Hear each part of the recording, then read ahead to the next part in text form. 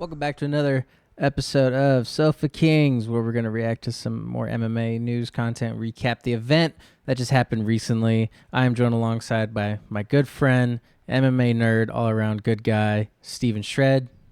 Buddy, how is it, man? How we doing? We didn't get to watch the fights this weekend together.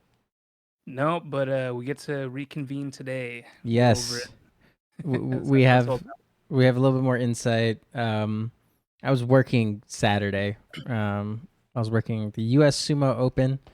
That was kind of a cool event, I'm not gonna lie. It was interesting. It was a lot more wrestling than I thought was gonna happen. Some open weight matches. Like, it's all on, I think, their website, or USSumoOpen.com or something like that. But it was a cool event. It was fun. But I got to watch the fights over the past day or two now. And let's not waste any time. I want to get right into it. Let's just go off the top. Mackenzie Dern and Angela Overkill Hill. Mackenzie Dern looking fucking killer. What do you think? Yeah, man? That is the most aggressive Mackenzie Dern we have ever seen, for sure. Absolutely. Like, the way that she just started it off, like, I was expecting it to be a really long, dragged out match, because you get Angela Hill. That's what I associate with Angela Hill. Just really long, drawn out fights. Mackenzie Dern did not want that, and immediately just put it on her. What were your feelings knowing knowing the outcome, and then finally getting to watch it? What were your thoughts on it? So I had heard that Dern actually had like a really good performance. And I was like, okay, cool. Like, everyone kind of knows, that she's been dealing with some personal issues, and I'm not really here to talk about that, but it really seemed like she kind of used some of that motivation. But on the other hand, I think she's been training all of that. I think she's been getting better, and we saw potentially one of her best performances of her career. She kept constantly attacking for almost the entirety of the fight. I had her losing, I think, the second round. Yeah. I had her losing the second round only because Angela really had to force the clinch. And I think that by forcing the clinch, she was able to kind of slow down the pace. And man, Dern's just everywhere, though. She was constantly getting catches with the submissions. She was going for arm bars, and you can see her looking for it. A lot of ground and pound, right? There was a clean ass knee in, I think, the third round, where it just got Angela Hill straight on the chin. And overall great win. Angela Hill can really handle some tough shots, but I don't know who you give her after this. She thought that she had a path, and it looks like Mackenzie Dern just took that path from Angela Hill, and now we get to see Mackenzie Dern go up against some more strict competition. Yeah, with her call out of Rose, I actually really like that, being that a lot of the division has matchups already. Yep.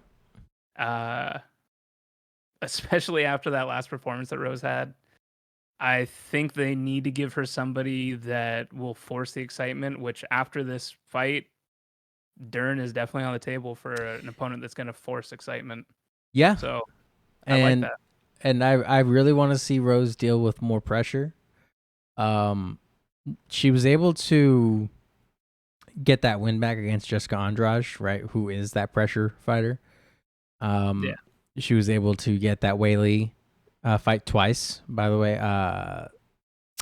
It was a split decision. Okay. For that second fight. Yeah, just a lot of cool options for Mackenzie Dern now. Just looking at some stats here. Oh, I might have just messed up your screen here. Sorry, buddy. No.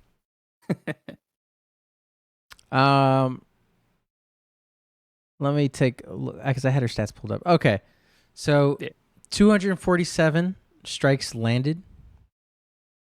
72% of them.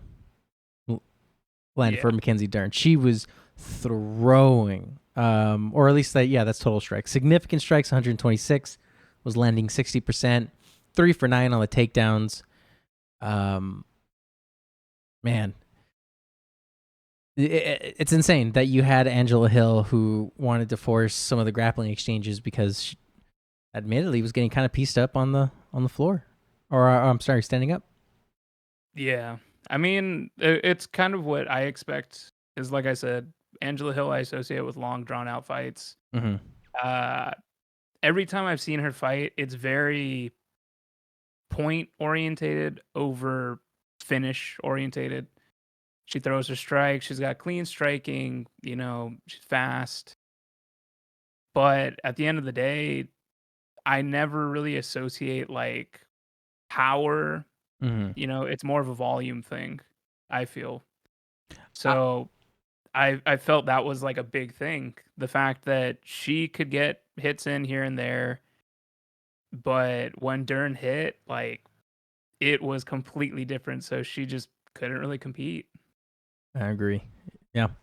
And how about Anthony Fluffy Hernandez picking up the win with the late knockout? Man, that was a good fight. Both those guys were landing some shots, and I was like, okay, cool. I think both of them were going after submission attempts. It was a little bit sloppy, like even in the beginning when they admittedly didn't have as much sweat. So maybe they're both gonna go back and work on some finishing mechanics. But for Edmen Shahbazyan, it happens. These losses are tough, but I don't think he's any less of a fighter for this one. I didn't see his stock drop. I mean, I did see Anthony Hernandez's stock just go up for sure, but Edmund's still probably going to get another tough opponent right after this. Yeah, he definitely had some good moments, especially in the first round. The first round I thought was going to set the stage, but then Hernandez just took it. Like, it started shifting in his favor, I feel, a lot. Second round, then obviously third round. But yeah, Edmund definitely came in on a pedestal into the UFC. Like, I feel like there was a ton of hype on his name, and the UFC just didn't really do what they usually do with kind of giving them like opponents to kind of like rise the stock. I think they did. So his first fight with the UFC was all the way back in 2018. Well, scratch that. He was a Contender Series, season 2, against Antonio Jones, TKO by punches. We have he was on the Tough finale. Again, he gets the win over Darren Stewart. He actually has a win over Brad Tavares that was on the Masvidal Diaz card. Then he kind of had a little, losing streak here. He went against, and again, think about these names: Derek Brunson, Jack Hermanson, and Nasruddin Imavov. Yeah, that's pretty much what I mean, though. Like, I feel like a lot of the people they bring in, it's like in the UFC, like 3 or 4 fights, then they start giving him like bigger opponents. Mm-hmm. He got into the bigger competition a little quicker than a lot of the other guys that they've tried to build up. And you can't fault somebody for losing to people like that. So yeah, I agree with you. I don't think this drops his stock. I mean, it might in Dana's eyes, because Dana wants to see. Yeah, he wants to see. He's known to drop people after a certain amount of losses. Just kind of stop giving people opportunities. But who knows? Maybe he really likes them. I think he stays. I don't think he's gonna go anywhere anytime soon. Well, not necessarily cut, but like we stopped seeing him in main events, kind of deal. Is what I'm saying more so. Fair enough. We had a catchweight fight at 120, I believe, with Emily Ducat and Lupita Godinez. Lupita looking good. Kind of just it was a stand-up exchange for most of it. Lupita kind of ran away with it, but she looked really good. I enjoyed the takedown defense, and overall, just a good win. She's gonna go ahead and I don't know if she's on a winning streak, losing streak, or I guess she's on a winning streak no matter what now. Let me take a look It here. was a short notice fight too, I believe. Right, because she usually fights at 15, right? Yeah, I believe the original opponent was Pollyanna. Okay. So she doesn't have any finishing power, and that's something to be worried about, I think, because if we take a look at the We just saw rest, her. She beat Cynthia Calvillo in her last UFC fight. yes, and that was the Perea Adesanya 2 card. So Yep. I mean, hats off to her for popping in this early. You know what I mean? But if we take a look at strawweight, right? Let's just take a look at the top 10 or top 15. Right? You think she takes Tatiana Suarez? Well, I mean, Tatiana's got a fight lined up, but I feel like Tatiana Suarez is going to be the one that they're going to be throwing a lot of these top contenders at now that she's back in the game after being out for so long. I mean, I'm thinking of like striker matches, right? Yeah. Because I think stylistically, Lupita just does really well in those fights, and I think makes for exciting fights. And styles make matchups. Michelle Watterson is she retired? Because she's still there at the 12 spot. No, she's not retired. Okay, it's not a bad fight. Angela Hill, right? That number 14. Could possibly see that, especially after this. I think the thing with the especially a lot of the women's division. I mean, it happens a good amount in the men's too, but you'll have a lot of large leaps in ranking. So you'll have someone who comes in and just completely obliterates the division very fast. I don't know if Lupita's gonna do that. I don't know. Against John Judoba, I guess, would pose some interesting grappling exchanges. I don't know. But let's see who else we have here. Joaquin Buckley getting the second round knockout over Andre Fiallo. That was a pretty good knockout. I'm not gonna. It was fun to watch. I don't know about the Prime thing. I was just like, all right, yeah, I guess like it probably feels good because again, coming off 2 losses, one to Nasruddin Imavov, noticing a trend there with Imavov, by the way. And another loss to Chris Curtis. However, this was his fight at 170, right? Yep. And he was still kind of the smaller dude, right? I mean, he looks pretty well built. Looks like this is probably his division. I don't see him going to 55. He'd probably kill himself trying to make that weight cut. But I mean, the cardio seems like it was there. The power seems like it was for sure there. Looking at his stats, I feel like that's just going to be an issue that he runs into in any of these divisions. 5'8", reach 176. He's got a good build and everything, but at the end of the day, 170, 185, he's definitely going to be the smaller guy. But it didn't stop him this time around. 170, hopefully, is going to be a better home for him because even he was talking about 185. He didn't have to cut. He was able to just kind of do whatever, show up, and it was just a problem. So 170 is just hopefully a better home for him. Yeah, and I think he said that he was kind of tired of getting knocked out, and sometimes the chin won't hold up when you cut that much weight. But I don't think he's I don't think he's hurting himself. I think he the weight cut's fine. He'll do pretty well in 170. And if I take a look here at the 170 division, I mean, I would like to see him against maybe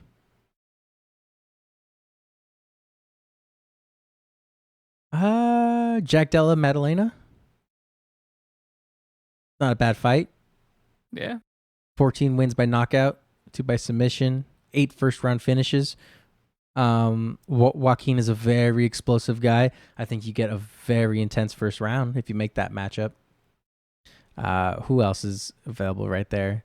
Because I mean, you have the top of that division kind of locked. I mean, from damn near from 6th spot on, you're kind of like locked. You have Shavkat, Gilbert, Hamzat, Bilal, Colby, Kamaru, and of course your champ Leon Edwards.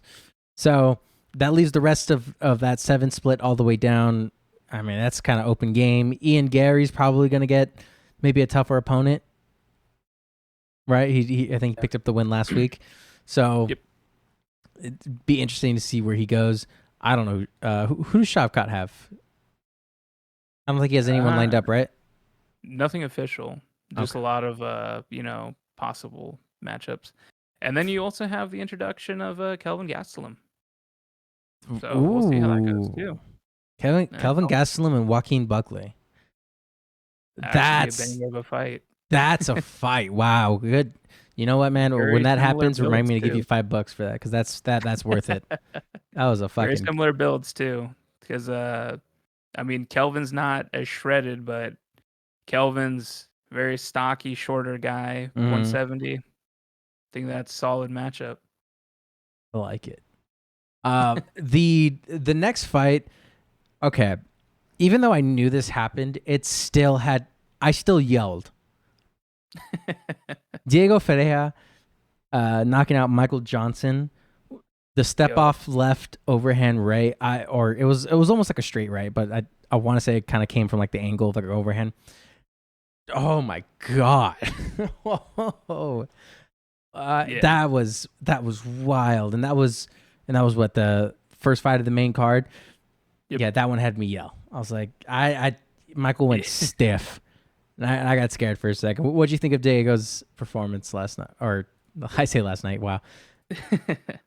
Yeah, dude, that knockout was just like, the exchanges were happening, hard shots were being traded. We were literally in the middle of a conversation.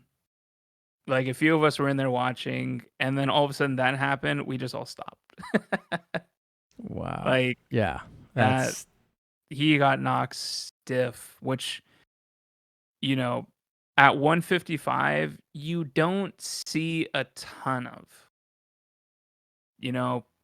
Somebody getting 100% knocked stiff, especially Michael Johnson, with his the weird ups and downs of his career, the wins he has, the losses he has. It was one hell of a finish, and it makes me wonder where they go with this guy, because now he's 100% going to be on Dana's radar on getting him somewhere good. Yeah, and he's a submission expert. Right? I want to say he's a black belt out of Fortis MMA, it looks like. But check out the losses that he has, right? So if I go all the way back early in his career, UFC 179, right? 2014, loses to Beneil Dariush. April 4th, 2015, Mendes versus Lamas, loses to Dustin Poirier, right? Kind of takes like 2 years off after beating Olivier Aubin-Mercier. Let's see, beats Kevin Nelson, Rustam Kalibov. But if I keep moving up, February 6th, 2021, who does he lose to again? Beneil Dariush. Split decision, by the way. Right? Then loses to Gregor Gillespie. That was on the Rodriguez and Watterson card. Yep. And then loses to Gamrot, or Mateus Gamrot, in the Lewis and Dawkins fight. So he hasn't fought it's been another 2 years. So I like that he took the time away from the sport to really evaluate, what he had to do. It was a great win. I only hope that they put him up against another person close to that range. I mean, I don't think it's going to be a ranked opponent, but yeah, I don't think they start putting him on track to the championship, but older fighter with such like a long spanning career, especially in comparison to a lot of the guys that are on the radar now. Yep. Like, to do that, like, some will argue one of the lesser viewed UFC fight nights, but still, like, that highlight speaks for itself. It'd be nice to see him get somebody that we know in the next fight. Yeah. No, I agree. Moving on, we had a pretty solid knockout from, I'm not even going to try to pronounce the first name, Borshov. Yeah. Second round knockout.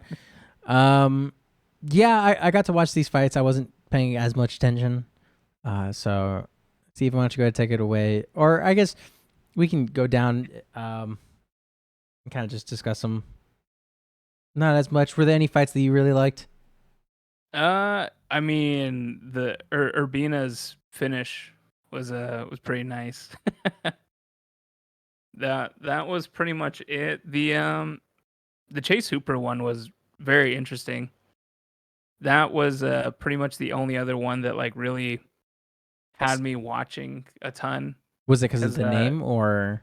Yeah, because Chase Hooper came in super young. They were hyping him up super hard. Took a tough few fights. Now he's springing back into lightweight, and he looked amazing. It was actually insane how well he did, to me at least, going into it, knowing, the fighter. Mm-hmm. Well, I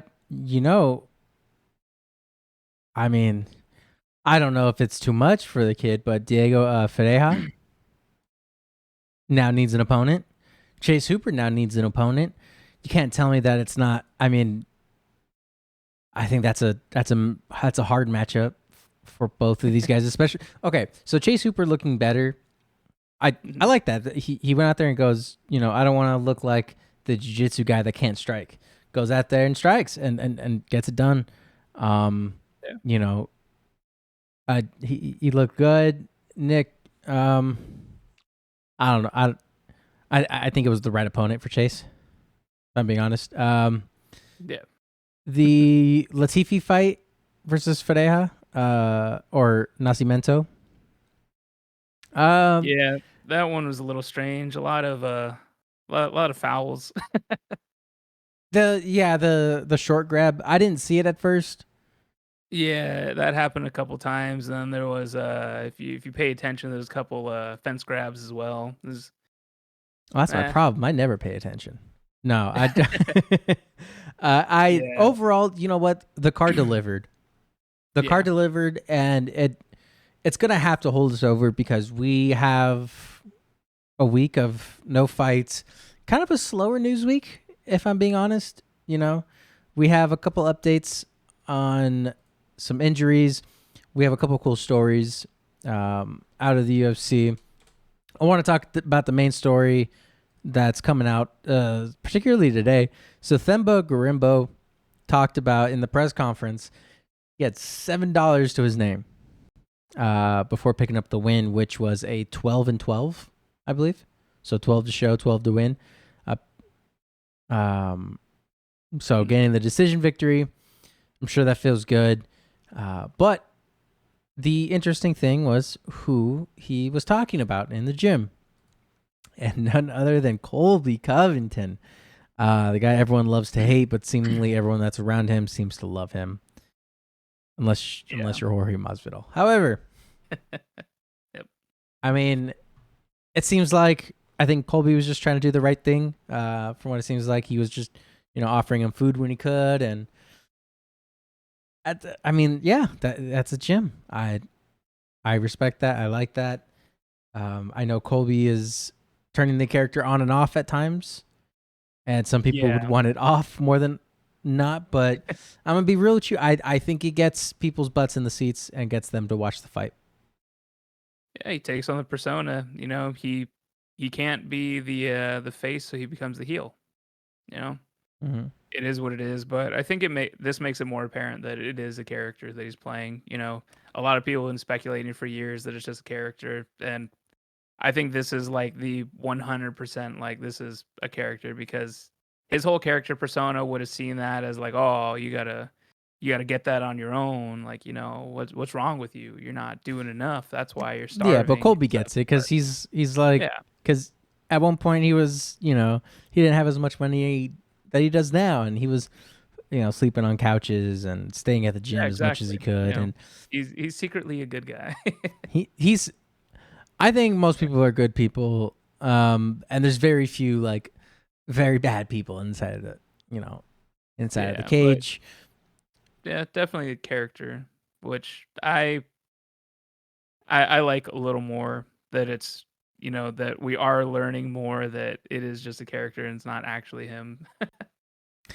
I've been calling it for a minute. I feel like though, yeah, the only person that, like you said, truly hates him is just Jorge. But we've talked about that before. I think Jorge just has like that massive problem where it's like any bit of like aggression or anything negative towards him is going to turn into like a physical issue with him, because he's just like that kind of guy. It is what it is. Well, it's a good thing that they have or that they had a job where they could figure it out. 25 minutes to do it. Moving on, we have an update on Gilbert Burns' shoulder from his Twitter. He says, "Update on my shoulder. Went to see the doctor today. Shoulder slowly getting better. Still numbness on my thumb and restricted from a lot of movement, but got a good progress. Inflammation reduced a lot. Again, thankful that I don't need surgery, but it's going to be a slow." I didn't have the thing open. It's going to be a slow process. Of course, it's just one word I needed to read, right? So,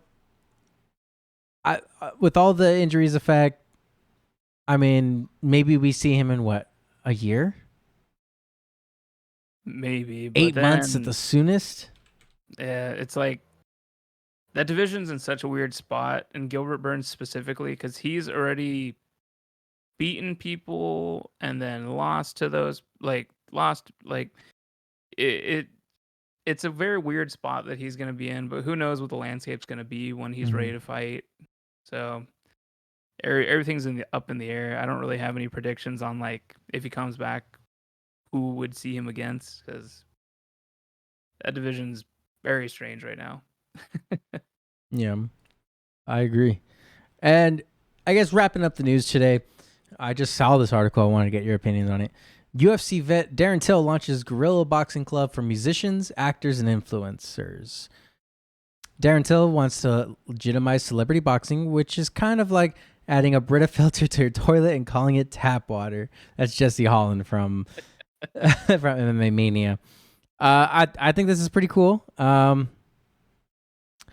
It's another it's another thing to add under good guy Darren Till thing. I mean,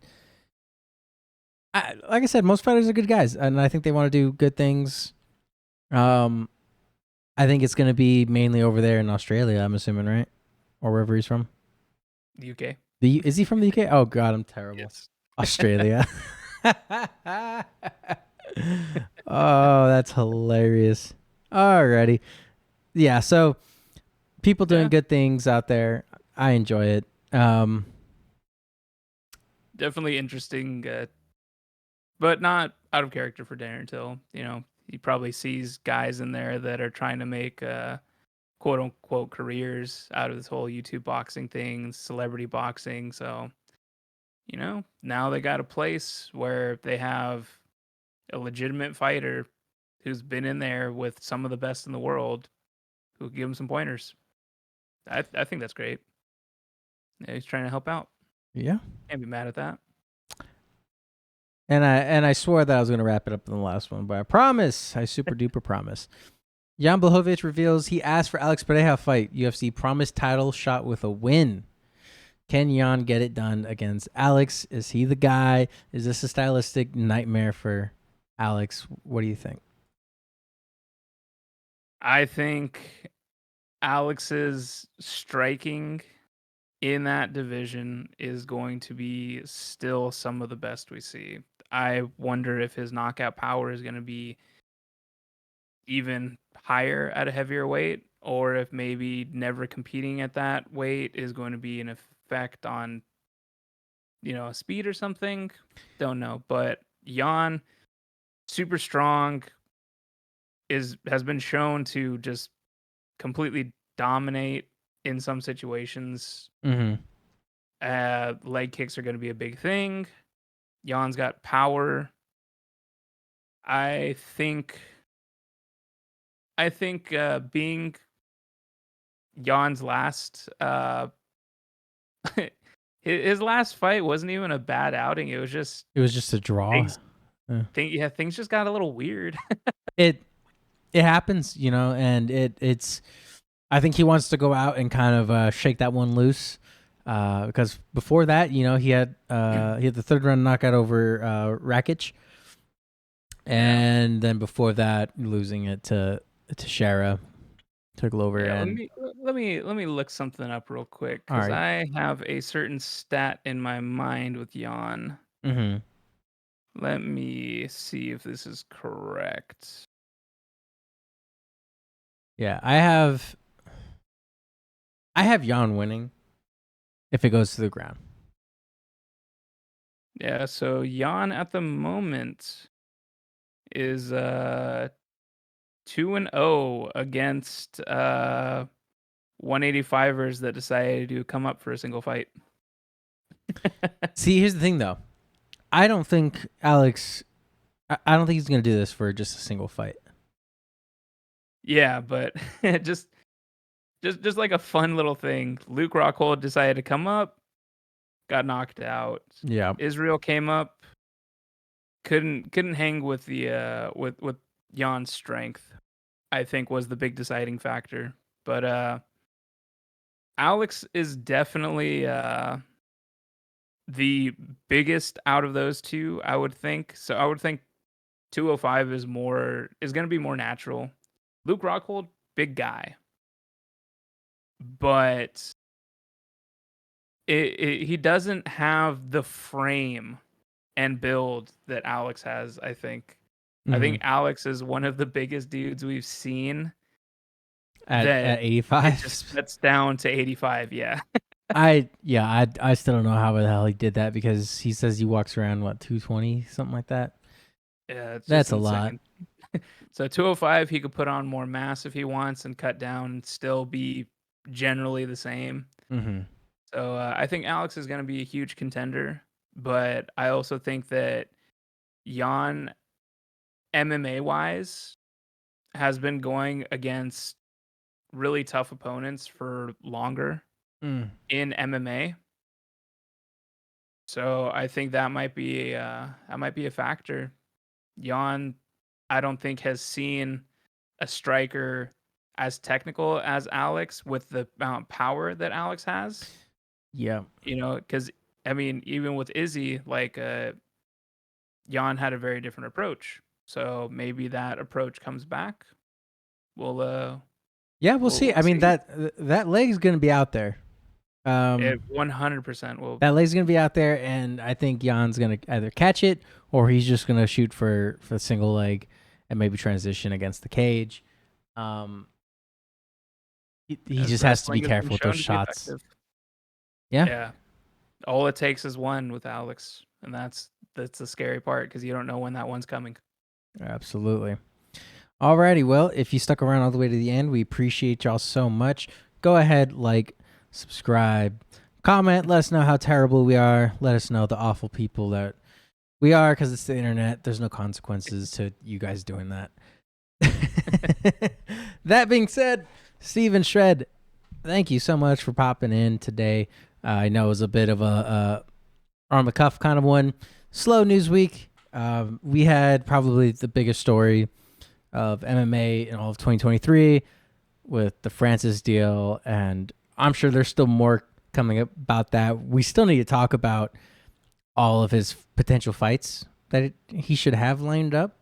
I think we're gonna see a boxing match first, but that's for the future. That's for another video. So until then, thank you, Steven Shred, and thank you, everyone.